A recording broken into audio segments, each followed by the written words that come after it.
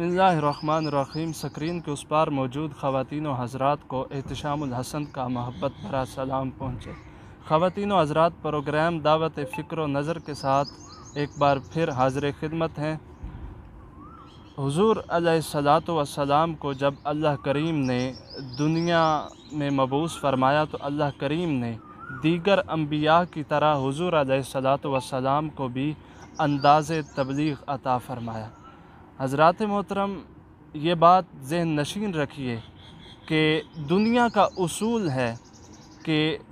पहले थ्योरी होती है और उसके बाद प्रैक्टिकल होता है, लेकिन तारीख़ का ये पहला वाक़या है कि अल्लाह करीम ने पहले प्रैक्टिकल अता फ़रमाया। हुज़ूर अलैहिस्सलातु वस्सलाम ने पहले प्रैक्टिकल करके दिखाया और उसके बाद 40 साल बाद थ्योरी पेश की। तो वही उसी प्रैक्टिकल का यही नतीजा था कि वो लोग जो पहले तो हुज़ूर अलैहिस्सलातु वस्सलाम पर ईमान ना लाए, लेकिन वो इतनी बात ज़रूर कहते थे कि अंत सादिकुन व अंत अमीन, कि आप ही सच्चे हैं और आप ही अमीन हैं। हज़रात मोहतरम, बाद अज़ां वही कौम आहिस्ता आहिस्ता इस्लाम में दाखिल होती गई और इस तरह इस्लाम का एक ढांचा मुनज़्ज़म होता गया। तो आज का हमारा जो टॉपिक है वो इसी मुनासबत से है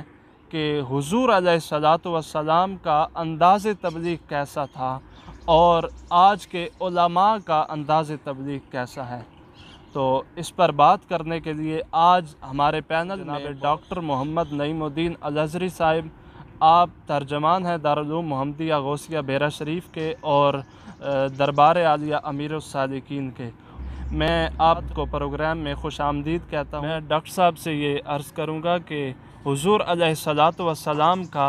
अंदाज़े तबलीग़ कैसा था, इस बारे में इरशाद फरमाइए। बिस्मिल्लाहिर्रहमानिर्रहीम वस्सलातु वस्सलामु अला सय्यिदिल अंबिया वल मुरसलीन व अला आलिहि व अस्हाबिहि व इत्रतिहि अजमाइन। मुहतरमुल मकाम अज़ीज़म एहतिशामुल हसन साहिब और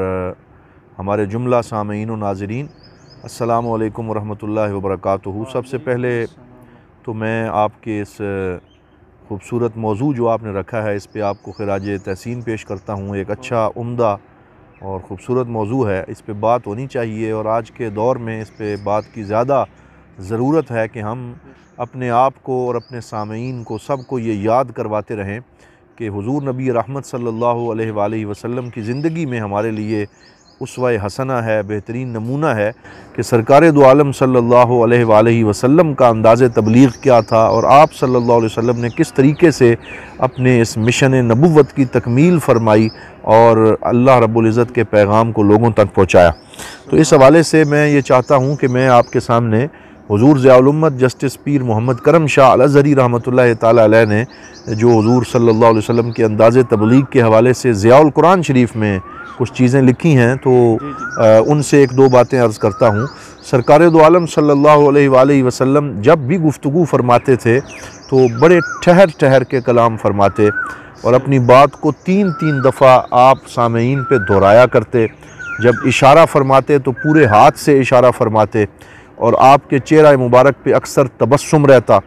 कभी ऐसी सख्त और दुरुस्त बात इरशाद न फरमाते जो अखलाकी पैमानों से गिरी हुई कोई बात हो। ये तो सोच भी नहीं सकता कोई शख्स कि रसूल अकरम सल्लल्लाहु अलैहि वसल्लम जिनको इन्नका लअला खुलुक़िन अज़ीम का मनसब अता किया गया और जिन्होंने अखलाक को न सिर्फ अता फ़रमाया बल्कि फ़रमाया इन्नमा बुइस्तु लिउतम्मिमा मकारिमल अखलाक, कि मैं तो मकारिम अखलाक की तकमील करने आया हूँ। तो रसूल सल्लल्लाहु अलैहि वसल्लम फ़ुहश गोई से दूर थे और आप सल्लल्लाहु अलैहि वसल्लम जो है वो सख्त ऐसी बात करने से दूर थे जिससे लोगों के दिल टूट जाएं, बल्कि अल्लाह रब्बुल इज़्ज़त ने आपका ये मनसब बयान फरमाया, लक़द जाअकुम रसूलुम मिन अनफुसिकुम अज़ीज़ुन अलैहि मा अनित्तुम हरीसुन अलैकुम बिल मुमिनीन रऊफ़ुर रहीम। तो आप रऊफ़ भी हैं, आप रहीम भी हैं और आप जो हैं आपके ऊपर बड़ा शाक गुज़रता है मुसलमानों और अपने ग़ुलामों की तकलीफ़ को देखना और हरीस हैं सब की हिदायत के। इसी वजह से अल्लाह रब्बुल इज़्ज़त ने कुरान में इरशाद फरमाया लअल्लका बाख़िउन नफ्सका, कि आप अपने आप को हलकान न करें और अपने आप को दुख में ना डालें अगर ये लोग हिदायत नहीं लाते। आप पैगाम को अच्छे तरीके से पहुंचा दें और इनसे हिसाब लेना ये हमने अपने ज़िम्मे ले लिया है। तो सरकार दो आलम सल्लल्लाहु अलैहि वसल्लम को भी जब ये अल्लाह रब्बुल इज़्ज़त ने इरशाद फरमाया कि आपने हिसाब नहीं लेना बल्कि हिसाब अल्लाह रब्बुल इज़्ज़त ने लेना है, आपने इबलाग करना है और आपने बात को अच्छे तरीके से पहुँचाना है, तो सरकार दो आलम सल्लल्लाहु अलैहि वसल्लम की मनहज दावत की सबसे बेहतरीन खूबी ये थी कि आप खूबसूरत बात इरशाद फरमाया करते थे और अखलाक के पैरामीटर्स अता फरमाए और अखलाक के नमूने अता फरमाए। कुरान की एक आयत है, अल्लाह रब्बुल इज़्ज़त इरशाद फरमाता है वला तस्तविल हसनतु वला सय्यअ, कि नेकी और बुराई बराबर नहीं है, बराबर नहीं हो सकती। इदफा बिल्लती है अहसन, बस अगर आप किसी के साथ कोई मुकाबला हो जाए, कोई मुबाहसा हो जाए, कोई मुनाजरा हो जाए, तो फरमाया कि फिर ऐसे तरीके से उस किसी आदमी की गलत बात को भी ऐसे तरीके से उसका दिफा करें जो आसान तरीका है। यानी अगर किसी दुश्मन को भी जवाब देना है तो आसान तरीके से जवाब दें, उसमें कोई बुरी बात करने की आपको इजाज़त इस्लाम ने अता नहीं फरमाई। फ़इज़ल्लज़ी बैनका व बैनहु अदावतुन कअन्नहु वलियुन हमीम, तो फरमाया कि ऐसा अच्छा जवाब आपका होना चाहिए कि अगर कोई पहले आपका दुश्मन भी है तो वो आपकी गुफ्तगू सुनकर जो है वो गहरा दोस्त बन जाए, आपसे मुतासिर हो जाए, आपके करीब आ जाए, कुर्ब के इम्कान पैदा हो जाएं, दूरियां पैदा ना हों। ये इंसान का अंदाज़े तबलीग होना चाहिए। इसकी रोशनी में हुज़ूर ज़ियाउल उम्मत रहमतुल्लाहि तआला अलैह ने जो जुमले लिखे हैं मैं वो यहाँ पढ़ना चाहूँगा। आप इरशाद फरमाते हैं कि अल्लाह ताला अपने महबूब करीम को और हुज़ूर सल्लल्लाहु अलैहि वसल्लम के ज़रिए से तमाम दाइयान हक़ को ये इरशाद फरमा रहा है कि जिस जंग में तुम शरीक हो उसको जीतने का गुर और तरीका ये है कि अगर लोग तुमसे बुराई करें तो तुम उसका बदला नेकी से जो है वो दो, बल्कि सिर्फ नेकी से ना दो, बेहतरीन नेकी से दो। यहाँ बिल्लती ही अहसन, इसमें तफजील का सीगा इस्तेमाल फरमाया कि अगर कोई बुराई करे तो तुम बेहतरीन नेकी से उसका बदला दो। मसलन अगर लोग तुम पे पत्थर मारें और तुम पे तानो तशनी के तीर बरसाएं तो इसमें तुम्हारी तरफ से नेकी तो यही है कि तुम मुकाबले में कुछ ना कहो, खामोश हो जाओ, जवाब ना दो, ये नेकी है। लेकिन इस्लाम कहता है सिर्फ नेकी ना करो, बेहतरीन नेकी करो। वो ये है कि लोग पत्थर मारें, तुम अपनी तरफ से उन्हें फूलों का तोहफा पेश करो, ये बेहतरीन नेकी। इसी तरह लोग अगर तुम्हें गालियां दें और तुम पर झूठे बोतान तराशें, तुम्हारे खिलाफ पूरी मुहिम बनाएं और गलत इल्ज़ामात लगाएं और उनको फैलाने की कोशिश करें,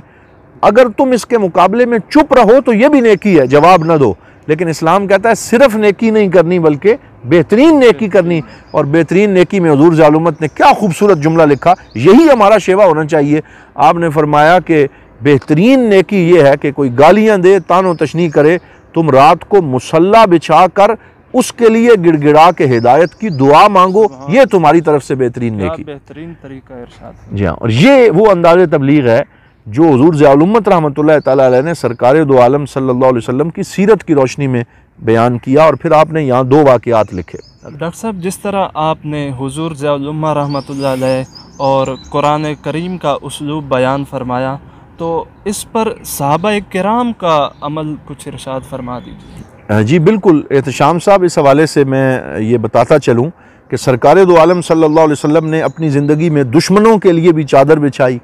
और अगर कोई नामूस रिसालत पे हमला करने वाले थे, ये वजाहत ज़रूरी है, तो फिर सरकार दो आलम सल्लल्लाहु अलैहि वसल्लम जब अल्लाह ने माफ़ नहीं किया तो फिर हुजूर ने भी माफ़ नहीं किया, क्योंकि वो नामूस रिसालत का मामला था। फिर तो फरमाया कि अगर खाना काबा के गिलाफ में भी छुपा हुआ है तो उसको निकाल के कत्ल कर दिया जाए और उसका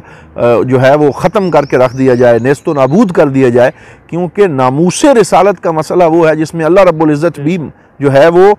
जो दुश्मन इस्लाम है और सरकार दो आलम की नामूस का दुश्मन है, अल्लाह रब्बुल इज़्ज़त भी उसको मलिया मेट कर देता है और उसके निशान को मिटा देता है, वो एक अलग बात है। लेकिन मैं यहाँ ये अर्ज़ कर रहा हूँ कि किसी बात पे, किसी आयत की तफसीर में, किसी चीज़ की तशरीह में अगर इल्मी इख्तिलाफ हो जाता है,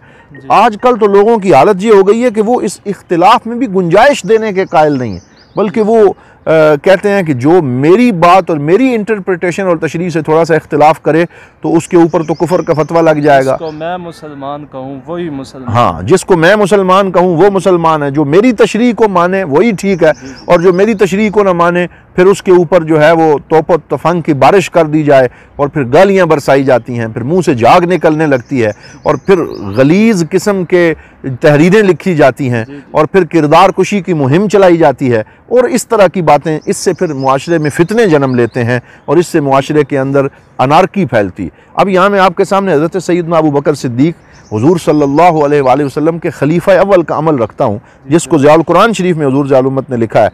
कि एक दफ़ा किसी शख्स ने सैयदना सिद्दीक़ अकबर रज़ी अल्लाह ताला अन्हु के बारे में नाजेबा कलिमात कहे। तो किसी के बारे में नाजेबा कलिमात कहना, इससे वो बंदा भड़क उठता है और उसे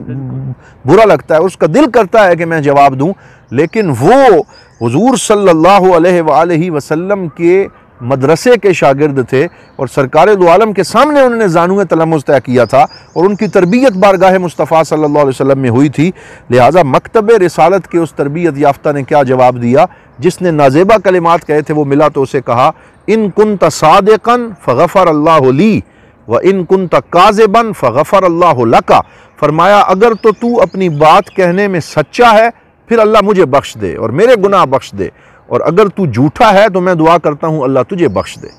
यानी दोनों सूरतों में खैर की दुआ मांगी कि अगर तो वाकई जो बातें तूने मेरे बारे में की हैं वो सच्ची हैं तो मैं कहता हूँ अल्लाह मुझे बख्श दे और अल्लाह ताला करम नवाजी फरमाए, मेरी हिदायत का सामान करे। लेकिन अगर तू झूठा है और तू गलत बात कर रहा है तो फिर मैं तेरे लिए भी हिदायत ही की दुआ मांगता हूँ। इसी तरह हज़रत सैयदना अली उल मुर्तज़ा शेर खुदा करमल्लाहु ताला वजहुल करीम, आपका एक खादिम था कंबर,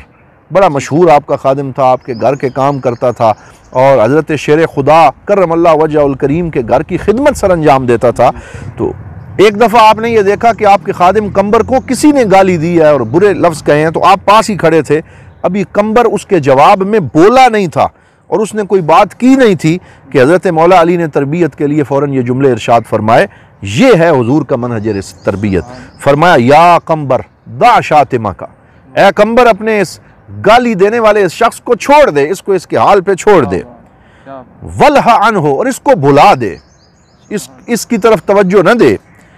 तरदर रहमान व तस्खुत शैतान, अगर तू ऐसा करेगा रहमान तुझ पे राजी होगा और शैतान नाराज हो जाएगा, उसका कुछ नहीं बनेगा, अल्लाह ताला तुझ पे राजी होगा। व तुआकिब शातिमा का, और फिर तेरे गाली देने वाले को यही सज़ा काफ़ी है। क्या सज़ा? फमा उक़िब अहमक़ु बिमिस्ल सुकूत अनहु, कि अहमक शख्स का सबसे बेहतरीन जवाब यह है कि तुम उसकी बात सुन के खामोश हो जाओ और उसको जवाब ना दो, अपना वक्त बर्बाद ना करो, बल्कि जैसे हुजूर सल्लल्लाहु अलैहि वसल्लम ने इरशाद फरमाया, मिन हुस्न इस्लाम इल्मर तर्कुहु मा ला यानी है, कि आदमी के इस्लाम का हुस्न यह है कि वो ला यानी बातों में अपने आप को मशगूल नहीं रखता, वो मुफीद काम करता है, वो ऐसे काम करता है जिससे उम्मत इस्लामिया का भला हो जाए और उम्मत इस्लामिया के लिए कोई खैर का सामान जो है वो पैदा हो जाए। तो ये इख्तिसार के साथ हुजूर सल्लल्लाहु अलैहि वसल्लम का मनहज दावत है और इसी पे हमें चलना चाहिए और हमें अपने ज़िंदगी को उन्हीं खतूत पे उस्तवार करना चाहिए जैसे हुजूर सल्लल्लाहु अलैहि वसल्लम ने अपनी ज़िंदगी गुजारी। नाज़रीन किराम,